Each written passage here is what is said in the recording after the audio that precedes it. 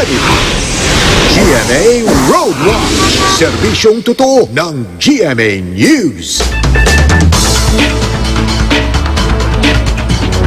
Bangon na po mga kapuso, mag-aalas 9:15 na po, ito ang GMA Road Watch. Alamin na natin ang trapiko sa ilang pangunahing kalsada ngayong Huwebes.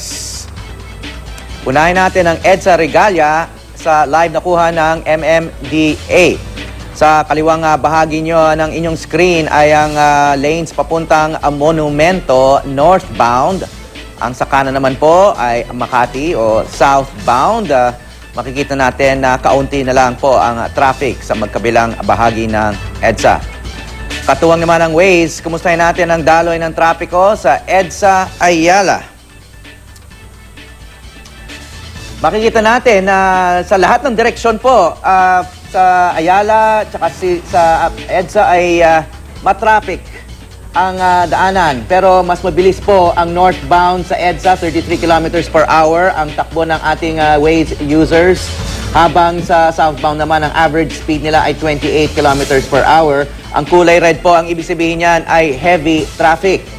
Sa Ayala naman, both sides ng Ayala po ay matraffic sa ganitong oras.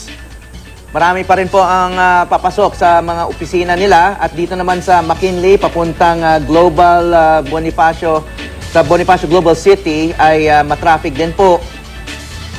At itong mga reports ng ating mga Waze users, nagre-report sila na hanggang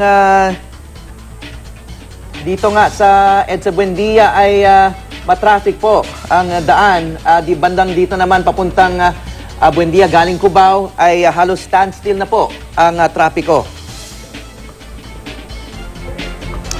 Ito ang latest mula sa GMA Road Watch. Bisitahin nyo kami sa aming website www.imready.ph o sa aming Facebook, Twitter at Instagram accounts.